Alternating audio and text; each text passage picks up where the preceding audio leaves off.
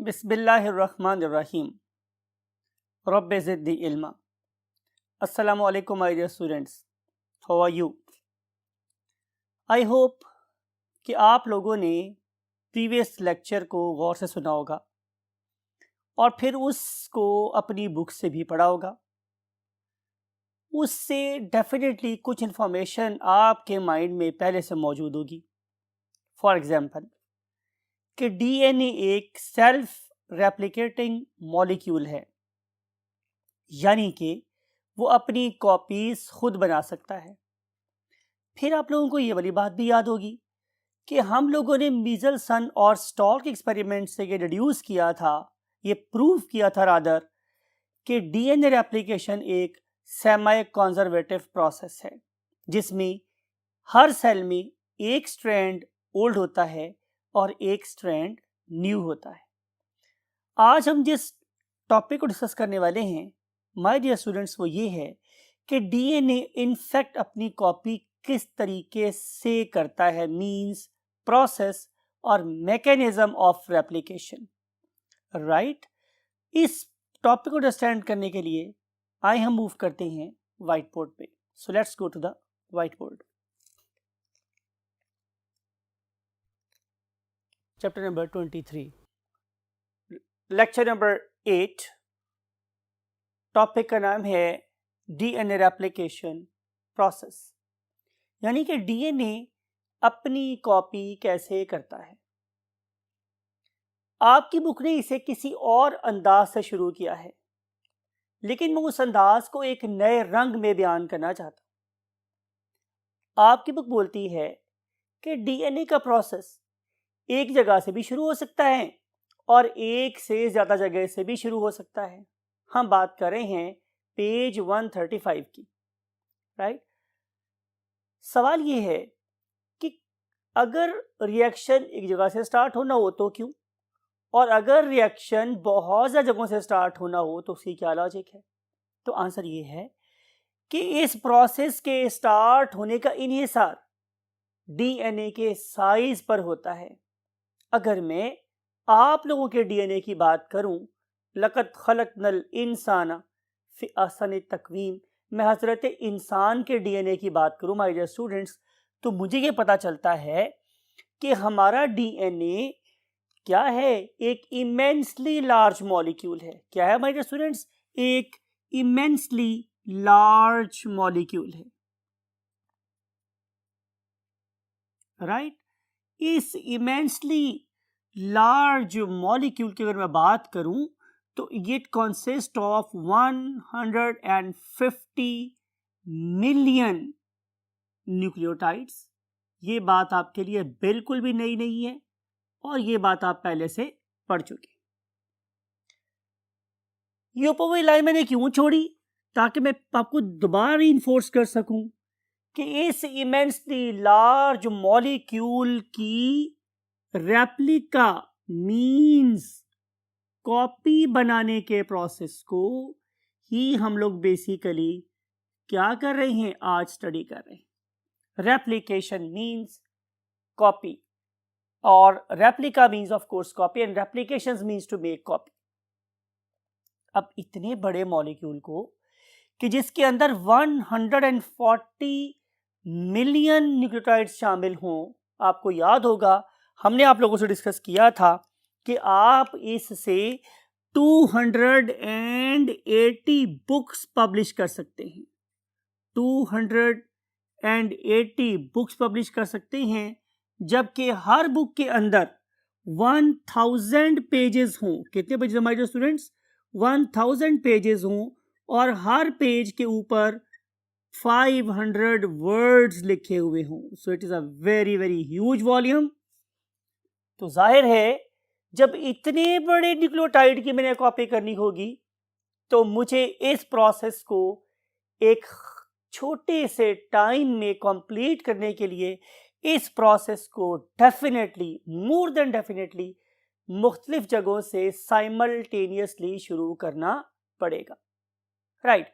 सवाल ये है कि हम इस प्रोसेस की बिगिनिंग के बारे में आपसे बात कर रहे हैं कि then we have to start or we have to have the beginning of this process at multiple places. At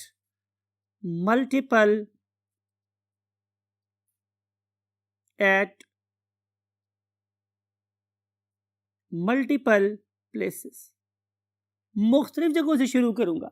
लेकिन अगर क्या हुआ, अगर मेरे पास हुआ डीएनए स्मॉल, अगर क्या हुआ मेरे पास स्टूडेंट्स, अगर डीएनए हुआ मेरे पास स्मॉल, तो फिर उसके लिए मैं उसे एट वन प्लेस मीन सिर्फ एक जगह से भी स्टार्ट कर सकता हूं, राइट।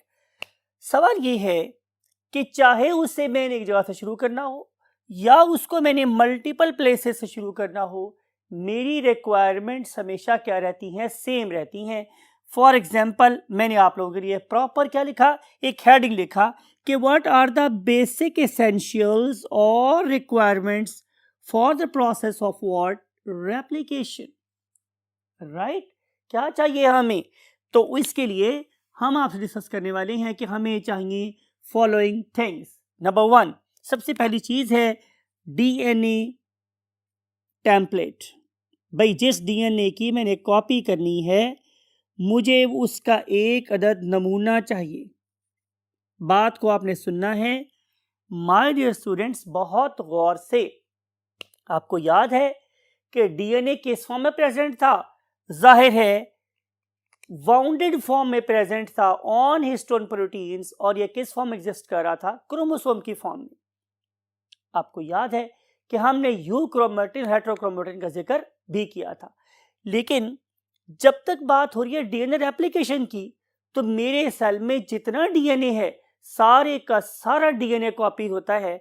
उसमें फिर हम लोग हेट्रोक्रोमेटिन और यू क्रोमेटिन का कॉन्सेप्ट नहीं रखते, हमने सारे डीएनए को कॉपी करना है। तो फिर क्या करना पड़ेगा, मुझे इस क्रोमोसोम में से डीएनए को खोलना पड़ेगा। तो जाहिर है मैं सबसे पहले क्रोमोसोम को अनवाउंड करूंगा, मीन जो बल उसमें पड़े हुए हैं उसे मैं खोल दूंगा। तो मेरे पास ऑब्टेन होगा क्या, एक स्ट्रक्चर जिसका नाम क्या होता है, टर्शरी स्ट्रक्चर ऑफ डीएनए। तो सबसे पहले हिस्टोन प्रोटीन से उतारने के बाद जो डीएनए ऑब्टेन होता है that is called as tertiary DNA. फिर इस टर्शरी डीएनए को मैं एक और बल खोलूंगा तो मेरे पास बन जाएगा सेकेंडरी डीएनए।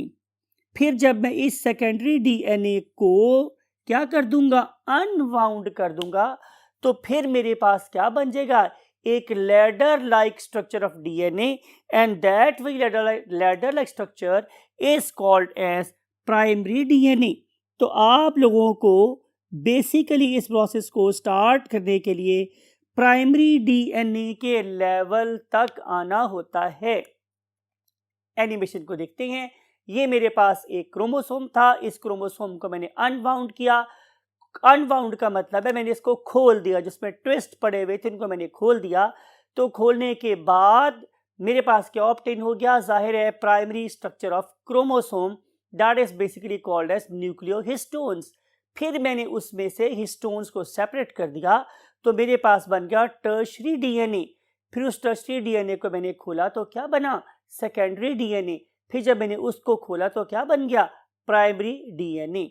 ये एक लैडर लाइक स्ट्रक्चर होता है। बात यहाँ पे अभी ख़त्म नहीं हुई, क्यों कि हम लोगों ने अभी इसके अंदर प्रेजेंट क्या थे, ए और टी में डबल बॉन्ड और जीसी में क्या, ट्रिपल हाइड्रोजन बॉन्ड्स। तो हमने क्या करना है, हमने यहाँ पे एक एंजाइम लेके आना है, उसका नाम होता है एंडोन्यूक्लियस, राइट। ये एंजाइम क्या करेगा, ये एंजाइम इन दो स्ट्रैंड्स को दूसरे से जुदा कर देगा, इनमें जुदाइयां डाल देगा, राइट। तो यहां तक हम लोगों ने डीएनए को खोल देना है। बात समझ आई। तो जब आप इस डीएनए को इतना खोल देंगे तो आप लोगों के पास क्या बन जाएंगे, जाहिर है टू स्ट्रैंड्स। क्या बन जाएंगे, टू स्ट्रैंड्स। आप लोगों ने बात को अभी बिल्कुल भी अपने माइंड से शटर नहीं होने देना, बल्कि अपने फोकस को और बढ़ा लेना है। My dear students, again I need your more than 100% attention. मैंने क्या बोला है कि डीएनए के दो स्ट्रैंड बन गए हैं, राइट। आए आपको समझाने के लिए इसको एक और तरीके से समझते हैं। फर्स्ट कर लेते हैं कि इसके दो स्ट्रैंड हैं, एक को मैंने कलर किया हुआ है रेड और एक को मैंने कलर किया हुआ है ब्लू। आपको इस कलरेशन की रीज़न भी मैंने लास्ट लेक्चर में बताई थी कि फॉर एग्जांपल इसमें से एक स्ट्रैंड मुझे मिला है अपने ग्रेट फादर से, जिसको मैंने लिखा है फॉर एग्जांपल किस से, ब्लू से, और एक मिला है मुझे अपनी ग्रेट मदर से, और उसको मैंने किससे शो किया हुआ है, रेड स्ट्रैंड से, राइट। तो ये 2 स्ट्रैंड थे मेरे पास। अब बात मेरे पास स्टूडेंट्स ये है कि बात को जरा गौर से सुनिएगा, इनमें से एक स्ट्रैंड उसका नाम होता है लीडिंग स्ट्रैंड। क्या नाम होता है उसका, लीडिंग स्ट्रैंड। ये 2 स्ट्रैंड के नेम्स आप लोगों के खोपड़ी शरीफ में हमेशा रहने चाहिए, ये बहुत काम के लफ्ज़ है, राइट। तो पहले का नाम मेरे पास क्या है, लीडिंग स्ट्रैंड, लीडिंग स्ट्रैंड, और दूसरे स्ट्रैंड का नाम होता है लैगिंग स्ट्रैंड। क्या होता है हमारे students, lagging, LAGGING, lagging strand. अब लीडर क्या होता है, जो आगे आगे चलता है, वैसा लीडर नहीं जैसे हमारे हैं। लीडर ये DNA का लीडर है, जो परफेक्ट लीडर है, जो आगे आगे चलता है, जिसकी कॉपी की जाएगी, that is called as leading strand. जैसे मैं अक्सर बोलता हूँ कि लक़द कान लकुम फ़ी रसूलिल्लाहि उस्वतुन हसना, तो ये कुछ ऐसा लीडर जिसकी कॉपी करने का हमें कुछ फ़ायदा होगा, राइट। तो बात हो रही थी लीडिंग स्ट्रैंड की। Leading strand is one that is basically going to be copied in a continuous way, जिसको हम मुसलसल फॉलो कर सकते हैं, that is called as leading strand. लेकिन इस लीडिंग स्ट्रैंड को देखकर जो स्ट्रैंड मैं बनाऊंगा, that is called as a lagging strand, right my dear students. फिर दोबारा बोल रहा हूं कि इनमें से एक ऐसा स्ट्रैंड जिसकी रेप्लिकेशन क्या है, कॉन्टिन्यूअस है, उसे हम बोलते हैं लीडिंग स्ट्रैंड। लेकिन दूसरा स्ट्रैंड जो इसका ओपोजिट था, जो इसको देख के बनाया गया था, उसका नाम क्या था, लैगिंग स्ट्रैंड, राइट। अगली बात आपने और गौर से सुननी है, आपको बताई गई बात है, रीइंफोर्स कर रहा हूं ताकि आपकी फाउंडेशन बहुत स्ट्रांग हो जाए। आपको याद होगा कि हमने न्यूक्लियोटाइड का स्ट्रक्चर पढ़ा था, लुक एट दिस स्ट्रक्चर। इसमें हमने क्या बात कही थी कि हर न्यूक्लियोटाइड कार्बन नंबर 5 से शुरू होता है, क्योंकि उसके ऊपर फॉस्फेट अटैच होती है, और हर न्यूक्लियोटाइड का कार्बन नंबर 3 हमें क्या प्रोवाइड करता है, OH। और याद करें इस बात को कि मैंने बोला था कि it is the most important site in the nucleotide, because कि यहाँ पर ही सिर्फ चेन इलॉन्गेशन हो सकती है, राइट। तो स्ट्रैंड स्टार्ट होता है किससे, 5 प्राइम से, 5 बार से, और अगर मैं बहुत से न्यूक्लियोटाइड को आपस में जोड़ दूं तो क्या होगा, हर न्यूक्लियोटाइड के एंड पे, हर PNC मींस हर पॉली न्यूक्लियोटाइड चेन के एंड पे आपको कार्बन नंबर 3 अवेलेबल नजर आएगी to make the new phosphodiester bond. तो हम कह सकते हैं कि एक चेन कहलाएगी 5 बार टू 3 बार चेन, राइट।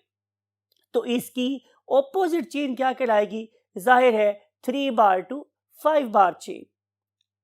ऐसा करते हैं कि इसको आप लोगों के लिए दोबारा से शो करते हैं, लुक एट दिस, कि ये जो आप लोगों के पास चेन लेफ्ट साइड पर है, ये कहाँ से स्टार्ट हो रही है, ये 3 बार से स्टार्ट हो रही है, ठीक है। और इसका जो नीचे वाला एंड है वो कैसा है, 5 बार। लेकिन जो इसके राइट साइड पे चेन है वो 5 बार से स्टार्ट हो रही है, और इसके नीचे वाला एंड कैसा है, 3 बार, राइट। अब इनमें से एक ने बनना है लीडिंग और एक ने बनना है लैगिंग। जरा आप सोचें कि इनमें से कौन सी लीडिंग बनेगी और कौन सी लैगिंग। तब तक मैं आप लोगों को इसकी फर्दर रिक्वायरमेंट्स या रेसिपीज बताता हूं कि हमें और क्या क्या चीजें चाहिए होती हैं, right. Number 2 is we have to have activated nucleotides. याद रखें माय डियर स्टूडेंट्स, ये बड़ी इंपॉर्टेंट और पते की बात है। आपको याद है कि न्यूक्लियोटाइड किसका बना हुआ था, 3 चीजों का। एक थी पेंटोज शुगर, एक क्या थी मेरे पास, फॉस्फेट, और एक क्या थी, nitrogenous base. My dear students, अगर आपके पास एक फॉस्फेट लगा हो तो हम उसे क्या बोलते हैं, monophosphate. For example if it is adenine तो it will be called as AMP, और अगर मैं लगा दूं इसके साथ 2 फॉस्फेट तो ये बन जाएगा ADP, ठीक है, डाइफॉस्फेट। और अगर इसके साथ अटैच हो जाए 3 फॉस्फेट तो कहलाएगा ATP, ट्राइफॉस्फेट। तो यहाँ पे हमें चाहिए activated nucleotides, means high energy nucleotides, those are ready to carry out their activity, those are ready to make the new bonds। तो हमें यहाँ पे एक्टिवेटेड क्या चाहिए, न्यूक्लियोटाइड्स। कौन कौन से, जाहिर है adenine nucleotide, guanine nucleotide, cytosine nucleotide, thymine nucleotide. मैं ब्रैकेट लगा के बेस लिख रहा हूँ N। इसका मतलब ये है कि we have to have these thing in immensely large number. Now we want to see the next, you can say, ingredient। जो हमें अगला ingredient चाहिए, that is basically very important thing, and that very thing is called as enzymes। चलें red से लिखता हूं ताकि आपको इसकी इंपॉर्टेंस याद रहे कि हमें चाहिए हैं एंजाइम्स। याद रखें, कोई भी बायोलॉजिकल एक्टिविटी एंजाइम्स के बगैर नहीं हो सकती। ये तो पढ़ा लिखे बच्चे हैं, आपने बुक 1 का चैप्टर नंबर 3 डिटेल से पढ़ा था, राइट। तो एंजाइम्स आर मस्ट। यहां पे हमें बहुत सारे एंजाइम्स चाहिए, लेकिन यहां पे मैं जिस पर्टिकुलर एंजाइम की बात कर रहा हूं that is called as DNA polymerase. क्यों DNA पॉलीमरेज? क्योंकि जाहिर है मैं DNA की कॉपी कर रहा हूं, मैं DNA के साथ न्यूक्लियोटाइड्स को जोड़ जोड़ के एक पॉलीमर बना रहा हूं। You know your wall is a polymer of bricks, you are polymer of cells, DNA is polymer of nucleotides। तो मुझे बहुत ज़्यादा न्यूक्लियोटाइड्स को आपस में जोड़ना है, तो मुझे जोड़ने वाला कोई एंजाइम भी चाहिए। उस एंजाइम का नाम है DNA polymerase। A polymerase that is going to add DNA nucleotides with one another is called as DNA polymerase। तो हमें क्या चाहिए, DNA पॉलीमरेज। तो DNA पॉलीमरेज की मेरे पास 3 टाइप्स होती हैं। आए हम उनका नाम लिखते हैं। Look at this, DNA polymerase 1, right, DNA polymerase 1। then we have DNA polymerase 2, and then we have DNA polymerase 3। तो इस तरीके से मेरे पास 3 पॉलीमरेजेस हैं, राइट। DNA पॉलीमरेज 1 एक छोटा सा पॉलीमरेज है जो इस पर्टिकुलर प्रोसेस को बेसिकली असिस्ट करता है। जाहिर है DNA पॉलीमरेज 2 की भी अपनी एक सिग्निफिकेंस है, लेकिन चूंकि वो आपकी बुक के यूकेशन स्कोप में नहीं है, मैं उसको डिस्कस नहीं कर रहा। और जो DNA पॉलीमरेज 3 है उसी की सिग्निफिकेंस को आपकी बुक में डिटेल से बयान किया गया है, तो हम उसको यहाँ पर डिटेल से डिस्कस कर रहे हैं कि जो सबसे बड़ा मॉलिक्यूल है पॉलीमरेजेस में से, that is basically DNA polymerase 3, ठीक है। अब ये जो तीनों के तीनों पॉलीमरेजेस हैं, they should be present in appropriate temperature, in appropriate amount, along with activated nucleotides and the template to carry out the process of DNA replication। आए हम आप लोगों से अगले बोर्ड में DNA polymerase 3 की कुछ बातें मजीद करते हैं।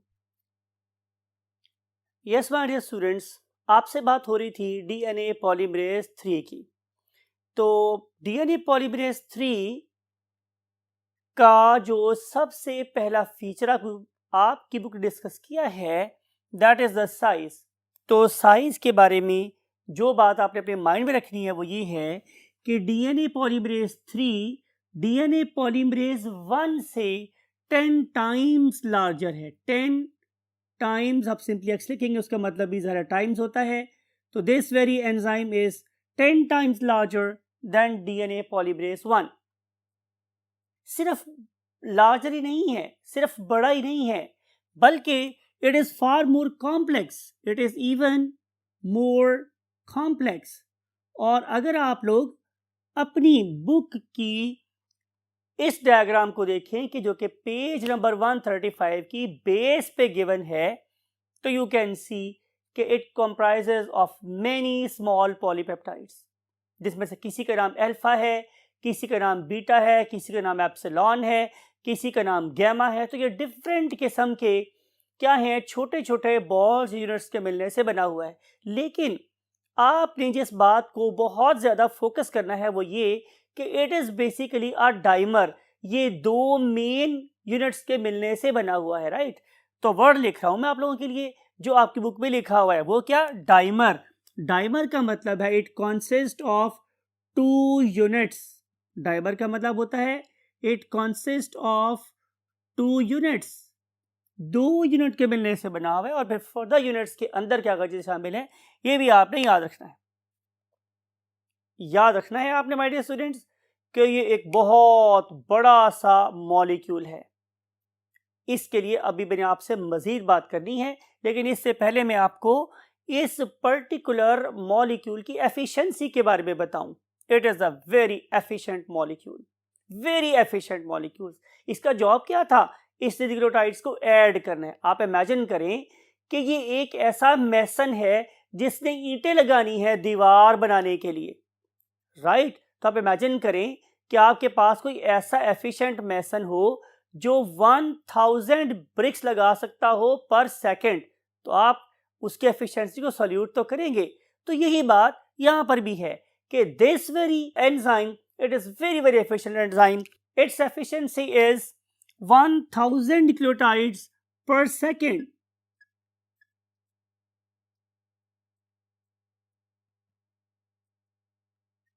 राइट।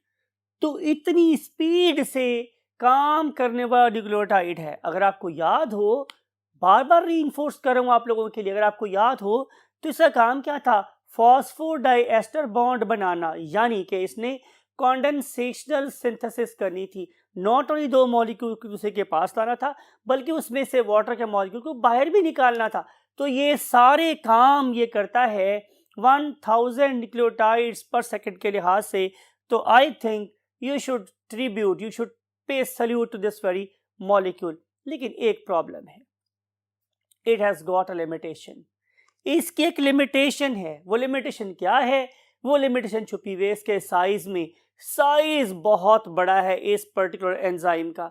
और अगर मैं इस ह्यूज मॉलिक्यूल को ये कहूं कि तुम एक पांव पे खड़े हो जाओ तो ये नहीं खड़ा हो सकता, राइट। तो फिर इसको चाहिए एक और जगह इस पर्टिकुलर मॉलिक्यूल खड़े होने के लिए। मैंने आपके लिए जान के ये वर्ड यूज किया। याद करें कि जब हमने डीएनए के मॉलिक्यूल को क्या किया था, खोल दिया था, तो उसके रिजल्ट में दो स्ट्रैंड्स बन गए थे। उनमें से एक स्ट्रैंड फॉर एग्जांपल कौन सा था, ब्लू, और एक स्ट्रैंड कौन सा था मेरे पास, रेड। ये दो स्ट्रैंड्स बन गए थे after breaking the double and triple bonds. ठीक है, अब मैं क्या कह रहा हूं, मैं कह रहा हूं कि जनाब डीएनए पॉलीमरेज 3 साहब आप जाओ और इस एक स्ट्रैंड पे खड़े हो जाओ। तो चूंकि वो मॉलिक्यूल बहुत बड़ा है, वो यहां खड़ा नहीं हो सकता, वो यहां पे भी खड़ा नहीं हो सकता। तो फिर क्या करना चाहिए, सवाल ये है कि मेरे पास तो यहां सिर्फ और सिर्फ डीएनए है, तो मुझे इसको खड़े करने के लिए एक प्लेटफॉर्म देना है। वो प्लेटफॉर्म कहां है, इस सॉल्यूशन के अंदर। अल्लाह रब्बुल इज़्ज़त ने क्या किया, सेल को एक और एंजाइम दिया। याद रखें मैं बात कर रहा हूं कि डीएनए पॉलीमरेज 3 एक बहुत बड़ा मॉलिक्यूल है जो सिंगल स्ट्रैंडेड डीएनए के साथ अटैच नहीं हो सकता। उसको अटैच होने के लिए कम से कम दो क्या चाहिए, एंड्स चाहिए, राइट। सोल्यूशन अल्लाह ने कैसे दिया, इस तरह से कि सेल के अंदर प्रोवाइड किया एक एंजाइम, उसका नाम है प्राइमेज। उसका नाम मेरे पास क्या है स्टूडेंट्स, प्राइमेज, एक एंजाइम है। This very enzyme has got a unique function, और वो यूनिक फंक्शन ये है कि ये एक प्राइमर बनवाता है। ये क्या बनवाता है, एक प्राइमर। अब आप पूछेंगे सर ये प्राइमर क्या भला है, तो आंसर इज कि ये प्राइमर बेसिकली एक आरएनए की 10 to 20 न्यूक्लियोटाइड्स लॉन्ग चेन है। तवज्जो चाहिए मुझे आपके स्टूडेंट्स, तवज्जो मुझे चाहिए आप लोगों की। क्या बोल रहा हूं मैं कि हम कॉपी कर रहे हैं डीएनए की, लेकिन यहां पे जो एंजाइम काम कर रहा है वो आरएनए है, आरएनए पॉलीमरेज है, आरएनए पॉलीमरेज। लेकिन ये एक आरएनए पॉलीमरेज छोटा सा चेन बनवाता है, छोटी सी चेन किसकी? आरएनए की। लेंथ कितनी है? 10 to 20 न्यूक्लियोटाइड्स, राइट। अब देखें माय डियर स्टूडेंट्स कि ये था मेरे पास डीएनए का स्ट्रैंड, इसके साथ आके यहां पे एक छोटी सी क्या अटैच हो गई है? आरएनए की लेंथ। अब इसके ऊपर आके ये वाला huge molecule of DNA polymerase खड़ा हो सकता है या अटैच हो सकता है। आप एक मोटे से पहलवान को कहो कि तुम एक टांग पे खड़े हो जाओ तो बड़ा मुश्किल होगा, हाँ वो दो टांगों पे बड़ी आसानी से खड़ा हो सकता है। यही वाली बात यहाँ पर है कि ये जो ह्यूज मॉलिक्यूल है किसका? डीएनए पॉलीमरेज 3 का, ये एक न्यूक्लियोटाइड पे खड़ा नहीं हो सकता, लेकिन अगर इसके साथ में एक और न्यूक्लियोटाइड जोड़ दूं तो अब ये स्टेबल होकर उस पर खड़ा हो सकता है। इसके लिए मैं आपको एक और मिसाल भी देता हूं। आप एक जिपर को देखिए, क्या ख्याल है कि अगर मैं एक जिपर को जस्ट दूसरे जिपर के साथ जोड़ूं तो वो बंद हो सकता है? तो आंसर इज नो। हमें क्या करना पड़ता है? हमें उस जिपर की बेस को जरा गौर से देखना चाहिए, तो हमें पता चलेगा कि उस पर्टिकुलर जिपर की बेस पे शुरू में दंदे या दंदाने नहीं हैं, नो डेंट्स एट ऑल। हाँ, वहां पे एक स्टार्टर टाइप चीज जरूर प्रेजेंट है कि जब मैं उस स्टार्टर चीज को उसके साथ फिक्स कर देता हूं तो अब जो हमारा रनर है वो उस पर बहुत तेजी से काम कर सकता है। तो वो जो बिल्कुल स्टार्ट का दंदों के बगैर पीस है जो बेसिकली रनर को रन करवाने में या उसको स्टार्ट देने में हेल्प कर रहा है, दैट इज समथिंग हियर, वो यहाँ पे प्रेजेंट है और उसका नाम मेरे पास क्या है? प्राइमर। तो इस पर्टिकुलर डीएनए पॉलीमरेज 3 को काम करने के लिए एक प्राइमर की जरूरत है और प्राइमर बनवाने वाली चीज का नाम क्या है? प्राइमेज। कहां प्रेजेंट है? जाहिर है न्यूक्लियस के अंदर। तो क्या बनवा के देगा हमें? 10 to 20 न्यूक्लियोटाइड लॉन्ग एक छोटा सा sequence, that is called as of course primer. तो जब प्राइमर बाइंड हो जाएगा तो अब उसके ऊपर आके अटैच हो सकता है डीएनए पॉलीमरेज 3। और आपको पता है अगर एक दफ़ा आपने जिपर को अटैच कर लिया तो फिर तो आप उसको बहुत तेज़ी के साथ बंद कर सकते हैं। यही वाला काम हमारा डीएनए पॉलीमरेज 3 करता है और ये फिर बहुत तेज़ी से मीन्स 1000 न्यूक्लियोटाइड पर सेकंड की स्पीड से न्यूक्लियोटाइड्स को ऐड करेगा और डीएनए की कॉपी करवा देगा, राइट। ये है यहाँ तक की बहस का हासिल। अब देखते हैं कि हमारी ये वाले प्रोसेस के अंदर अभी फर्दर क्या क्या कॉम्प्लिकेशंस हैं और नेचर ने उसका क्या सोल्यूशन निकाला है। इस पर्पस के लिए we have to go to the last part of the board. Yes my dear students, हमने लास्ट बोर्ड का आगाज एक और वर्ड से किया है, that is called as another limitation. आपको पहली लिमिटेशन क्या थी कि हमारा डीएनए पॉलीमरेज 3 एक सिंगल स्ट्रैंड पे खड़ा नहीं हो सकता था या अटैच नहीं हो सकता था। तो हमने उसको अटैच करवाने के लिए एक हल निकाला कि हमने आरएनए की एक चेन दी, that is basically called as a primer, और उस प्राइमर को हमने बाइंड करवाया डीएनए के साथ। अब मेरे पास 2 चेन्स बन गई थी और अब इन 2 चेन्स के ऊपर हमारा ह्यूज डीएनए पॉलीमरेज 3 अटैच हो सकता था और पॉलीमराइजेशन का प्रोसेस कर सकता था। Now what is the second limitation? Second limitation आप लोगों की बुक के पेज नंबर 136 के ऊपर बनी हुई डायग्राम से आपको नजर आएगी, वो तो आप देखेंगे ही, लेकिन आप हमारी गिवन एनिमेशन को देखें। Look at this. हम लोग कर क्या रहे हैं? हम सबसे पहले इस पर्टिकुलर डीएनए को क्या करेंगे? खोलेंगे। वो वाला process that is carrying out the breaking of the bonds and unwinding of the molecule, it is being done by means of an enzyme known as helicase. तो यहाँ पे हमें एक एंजाइम चाहिए, उसका नाम होता है हेलिकेज। हेलिकेज एंजाइम इस पर्टिकुलर डीएनए के ट्विस्ट को खोलता भी है और यही वाला एंजाइम इन्हीं ट्विस्ट को दोबारा से डाल भी देता है आफ्टर इट्स व्हाट? रेप्लिकेशन। बात पते की है, बात बहुत गौर की है, तवज्जो होगी तो बात समझ आएगी, और अगर तवज्जो नहीं होगी तो बात समझ नहीं आएगी। आइए इसको अंडरस्टैंड करने के लिए आपसे बोर्ड पे डिस्कस करते हैं। लुक एट दिस वाली structure. Anybody can tell me कि ये मैं क्या ड्रॉ कर रहा हूं? वेरी राइट, ये मैंने ड्रॉ किया है एक पेंटोज शुगर। इसका ये है कार्बन नंबर 3, याद है? और कार्बन नंबर 3 पे क्या प्रेजेंट था? OH। ये वाला राइबोज शुगर अपने ऊपर रखता है कार्बन नंबर 5, और कार्बन नंबर 5 पे अटैच थी फॉस्फेट। क्या अटैच थी my dear students? Phosphate. It was a phosphate. Carbon number 5 पे अटैच थी फॉस्फेट, और कार्बन नंबर 3 पे प्रेजेंट था OH। Right my dear students. तो क्या होगा? कार्बन नंबर 3 पे आके अटैच हो सकता है अगले न्यूक्लियोटाइड का फॉस्फेट, और यहां पे डेवलप हो सकता है एक और एस्टर बॉन्ड, और इस तरीके से क्या हो जाएगी?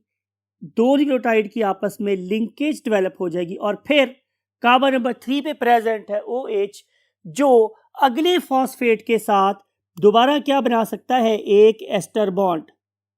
राइट। तो इस तरीके से ये वाली चेन्स आपस में क्या करेंगी? बनती चली जाएंगी या बढ़ती चली जाएंगी, और चेन इलोंगेट होती चली जाएगी। तो कार्बन नंबर 3 बहुत इंपॉर्टेंट है। कार्बन नंबर 3, मैं बार बार बोल रहा हूं, कार्बन नंबर 3 जिसको अब मैंने इस you can say thick line से शो किया है, carbon number 3 that is somewhere here, और carbon number 3 that is somewhere here, it is always available to make what the next phosphodiester bond with the next nucleotide। इसका मतलब ये होगा कि एक ऐसी चेन जो कार्बन नंबर 5 से शुरू हुई है। कहां से शुरू हुई है स्टूडेंट्स? कार्बन नंबर 5 से शुरू हुई है, ठीक है। उसमें हमेशा कार्बन नंबर 3 अवेलेबल है for the elongation of chain. लेकिन आपको याद है मैंने क्या कहा था बोर्ड नंबर 1 पे? क्या आप मुझे सोच के बताएं कि इसमें से लीडिंग स्ट्रैंड कौन सा होगा और लैगिंग स्ट्रैंड कौन सा होगा? क्या आप में से अब किसी को यह अंदाजा हुआ कि अगर ये चेन ग्रो कर रही है, ये कॉपी होने वाली चेन है, तो फिर लीडिंग स्ट्रैंड कौन सा होगा? तो answer is my dear students, जो जाहिर है 3 बार से शुरू होगा। जो 3 बार से शुरू होगा उसकी कॉपी कैसे होगी? 5 बार टू 3 बार में होगी। तो 3 बार टू 5 बार वाली जो चेन है, 3 बार से स्टार्ट होके 5 बार की तरफ जाने वाली चेन कहलाती क्या है? Leading strand. क्या कहलाती है? Leading strand. Right my dear students, बात को जरा गौर से सुनिएगा। दूसरा स्ट्रैंड कैसा है? Lagging strand. जाहिर है वो लैगिंग स्ट्रैंड यहां प्रेजेंट होगा, that is for example present somewhere here. अब जरा बात को गौर से सुने। इसका कार्बन नंबर 5 यहां प्रेजेंट है और कार्बन नंबर 3 यहां प्रेजेंट, राइट। अब अगर मैं इस पर्टिकुलर चेन की कॉपी बनाना चाहूंगा तो जाहिर है वो क्या होगा? वो यहां से स्टार्ट होगी।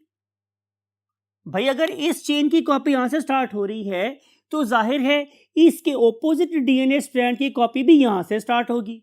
लेकिन मुझे क्या पता चला कि बात तो बड़ी अजीब सी है। क्यों? कि अगर इन पेंटोज शुगर की कार्बन नंबर 3 डायरेक्टेड डाउनवर्ड है तो इनकी कार्बन नंबर 3 डायरेक्टेड अपवर्ड है, बिकॉज यू नो कि डीएनए एक एंटी पैरेलल स्ट्रक्चर होता है। अब अगर ऐसी बात की जाए तो फिर यहां पे OH प्रेजेंट है, कार्बन नंबर कौन सा वाला माय डियर स्टूडेंट्स? 3 वाला। तो यहां तो फर्दर न्यूक्लियोटाइड्स ऐड हो ही नहीं सकते, because there is no template. यहाँ तो नमूना ही नहीं जिसको देख के मैंने क्या करनी है, कॉपी करनी है। राइट। बात को फिर गौर से सुने। अगर मेरे पास ट्रेंड होगा 3 बार टू 5 बार, तो उसको देख के जो मैं कॉपी बनाऊंगा वो 5 बार टू 3 बार होगी, और 5 बार टू 3 बार में हमेशा डीएनए की अनवाइंडिंग नीचे वाली तरफ जा रही है, नीचे की तरफ बढ़ती चली जा रही है।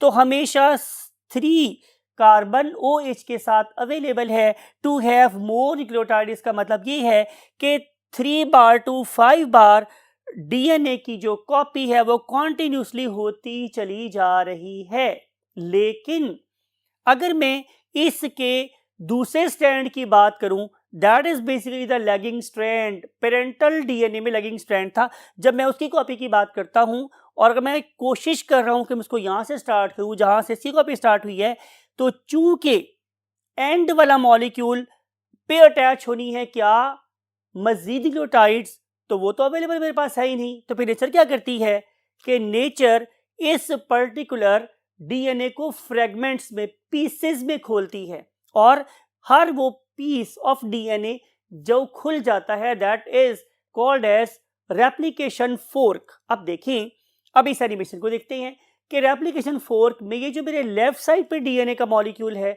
उसकी कॉपी कॉन्टिन्यूसली होती चली जा रही है, लेकिन जो मेरे पास राइट साइड पे मॉलिक्यूल है उसकी कॉपी कॉन्टिन्यूसली नहीं हो सकती। वजह ये है कि न्यूक्लियोटाइड्स अगर मैं स्टार्ट में ऐड करूंगा तो आगे टेम्पलेट ही प्रेजेंट नहीं है। तो नेचर ने फिर इसका हल क्या निकाला? नेचर ने इसका हल निकाला, गौर से सुनिएगा। नेचर ने इसके लिए सबसे पहली बात जो ये की कि लैगिंग स्ट्रैंड के डीएनए को टेम्पलेट मान के डिफरेंट साइट्स के लिए डिफरेंट प्राइमर्स बनाए, मल्टीपल प्राइमर बनाए जो डिफरेंट जगहों के ऊपर जाके क्या कर सकते थे, बाइंड कर सकते थे। और अगली बात, अगर प्राइमर बन गया है तो अब उस पर अटैच हो सकता है क्या, डीएनए पॉलीमरेज 3। तो डीएनए पॉलीमरेज 3 उस पर अटैच हो सकता है क्या इस पॉइंट पे? तो answer is no, somewhere here, कहीं दरमियान में करके प्राइमर अटैच होगा। राइट। देखो ना, यहां तो टेम्पलेट है ही नहीं। हाँ, टेम्पलेट यहां से आगे जरूर प्रेजेंट है। तो अगर मैं पॉलीमरेज 3 को यहां पे अटैच कर दूं तो वो इस पर्टिकुलर एरिया की मुझे कॉपी बना के दे देगा। फिर क्या होगा, डीएनए पॉलीमरेज 3 फिर फारिग हो गया है, तो क्या होगा, डीएनए पॉलीमरेज 3 फिर यहां से चलेगा और अब जाके यहां बाइंड करेगा जहां ऑलरेडी एक और प्राइमर बाइंड हुआ है। वो इस प्राइमर से बाइंड करेगा और फिर इसकी ऑपोजिट डायरेक्शन में कॉपी कर देगा। इसका मतलब ये होगा कि हमेशा न्यूक्लियोटाइड्स कार्बन नंबर 3 पर ही ऐड होंगे, लीडिंग स्ट्रैंड में कॉन्टिन्यूसली ऐड होंगे, और लैगिंग स्ट्रैंड की जब हम कॉपी कर रहे होंगे तो उसमें बार बार प्राइमर अटैच होंगे, बार बार हमारा डीएनए पॉलीमरेज 3 उसके ऊपर आके अटैच होगा और छोटे छोटे पीसेज में उसकी क्या कर देगा, कॉपी कर देगा। इस छोटे छोटे फ्रेगमेंट को या पीस को सबसे पहले एक जापानीज साइंटिस्ट ने डिस्कवर किया था and his name was Okazaki. तो इस रेफरेंस से हम इस पर्टिकुलर फ्रेगमेंट को ओकाजाकी फ्रेगमेंट का नाम भी देते हैं। ओकाजाकी फ्रेगमेंट का मतलब होता है piece. Right my dear students, फिर क्या होगा, फिर आएंगे यहाँ पे वेल्डर्स। आपको मेरी बात को गौर से सुनना है। यहां पर आएंगे वेल्डर्स 2 काम करेंगे। पहला काम क्या कि देखो इस पर्टिकुलर कॉपी को इस कॉपी से जोड़ना है तो यहां पे वेल्डिंग होनी चाहिए। ये वेल्डिंग करवाने के जो एंजाइम आते हैं उनका नाम होता है लाइगेजेस, जोड़ने वाले। लाइगेशन क्या होता है, गिरा लगाना, लाइगेज गिरा लगाने वाले। लेकिन उससे पहले क्या करना पड़ेगा, हमें कुछ एक्सीजन मींस गलत पीस को काट के निकालने वाले एंजाइम्स भी चाहिए हैं। और ये वाले एंजाइम बेसिकली क्या करते हैं कि ये इस आरएनए के पीस को बाहर निकालते हैं। सबसे पहले हम लोग करेंगे क्या कि हम इस आरएनए के पीस, ये आरएनए का पीस कहां से आया, एक्सीलेंट, ये बेसिकली प्राइमर था। जिसके ऊपर आके डीएनए पॉलीमरेज 3 ने अटैच होना था। तो मुझे क्या करना पड़ेगा, मुझे यहाँ से ये आरएनए के पीस को निकालना पड़ेगा। तो आरएनए के पीस को हम निकालेंगे, उसकी जगह पे दोबारा से डीएनए वाली न्यूक्लियोटाइड्स लगाएंगे और फिर उनको आपस में जोड़ के एक लंबी सी चेन बना देंगे। ये सारे काम कौन करेंगे, जाहिर है मेरे पास लाइगेजेस। जब लाइगेजेस ये वाला काम कर चुकेंगे तो उसके पीछे पीछे चल रहे हैं दोबारा क्या, हेलिकेजेस। वो इस डीएनए को दोबारा से कॉइल करते चले जाएंगे। आए हम इन सारी बातों को 1 मिनट या 2 मिनट के लिए दोबारा से समराइज करते हैं। नंबर 1, सबसे पहले माय डियर स्टूडेंट्स मुझे चाहिए क्या, डीएनए। तो मैं क्या करूंगा कि मैं इस पर्टिकुलर क्रोमोसोम को खोलूंगा और खोलने के बाद उसमें से हिस्टोन्स को सेपरेट कर दूंगा, मेरे पास आ जाएगा डीएनए। मैं इस डीएनए मॉलिक्यूल को अनकॉइल करूंगा यहां तक कि मेरे पास primary structure of DNA that is something like a ladder, एक पौड़ी की तरह से बन जाता है, वो आ जाएगा। फिर आएंगे मेरे पास एंडोन्यूक्लियेजेस जो इसके डबल और ट्रिपल बॉन्ड्स को खोल के इसके 2 सेपरेट क्या बना देंगे, PNCs मीन पॉलीन्यूक्लियोटाइड चेन बना देंगे, जिसमें से एक होगी 3 बार टू 5 बार और एक होगी 5 बार टू 3 बार। याद रखें, जिस चेन की डायरेक्शन 3 बार टू 5 बार है उसकी कॉपी 5 बार टू 3 बार एंड में होगी, तो वहां पे 3 एंड हमेशा अवेलेबल रहेगा, तो उसकी कॉपी कॉन्टिन्यूस वे में होगी। लेकिन जो इसका दूसरा स्ट्रैंड था, मींस जिसकी डायरेक्शन 5 बार टू 3 बार थी, उसमें डीएनए के खुलने की डायरेक्शन और न्यूक्लियोटाइड के ऐड होने की डायरेक्शन ऑपोजिट है, लिहाजा यहां पे डीएनए की कॉपी कॉन्टिन्यूस नहीं हो सकती। तो नेचर ने क्या किया, नेचर ने इस लैगिंग स्ट्रैंड की कॉपी बनाने के लिए प्राइमर्स को बार बार डिजाइन किया और उसे डीएनए में डिफरेंट जगहों पर लगाया और उस पर्टिकुलर प्राइमर के ऊपर आके अटैच हुआ डीएनए पॉलीमरेज 3 और उस पॉलीमरेज 3 ने रेप्लिकेशन फोर्क के ऑपोजिट वे में न्यूक्लियोटाइड्स ऐड किए और बनाए ओकाजाकी फ्रैगमेंट्स, बिकॉज के इसे ओकाजाकी ने डिस्कवर किया था। तो जब ये फ्रैगमेंट्स बन गए तो अब इसके दरमियान में अभी क्या है, फ्लॉज है। पहला फ्लॉ मेरे पास क्या है कि यहाँ पे अभी प्राइमर्स के आरएनए वाले न्यूक्लियोटाइड प्रेजेंट हैं, तो हमने उस प्राइमर के आरएनए वाले न्यूक्लियोटाइड्स को यहाँ से निकालना है, एक्साइज करना है, रिमूव कर देना है। सबसे पहले हम उसको रिमूव करेंगे और वहाँ पे हम रिप्लेस करेंगे नॉर्मल डीएनए के न्यूक्लियोटाइड्स। जब ये वाला काम हो जाएगा तो फिर वहाँ पे आएंगे लाइगेजेस, वो इनको आपस में जोड़ेंगे और जोड़ने के बाद दोबारा से यहाँ पे आ जाएंगे हेलिकेजेस जो इनको दोबारा से बंद कर देंगे। इस सारे प्रोसेस को अंडरस्टैंड करने के लिए आप इस पर्टिकुलर 1 और 2 मिनट मूवी को देखें। आपके साथ मैं भी गौर से देखता हूं कि यहाँ नेचर ये सारे काम कैसे कर रही है।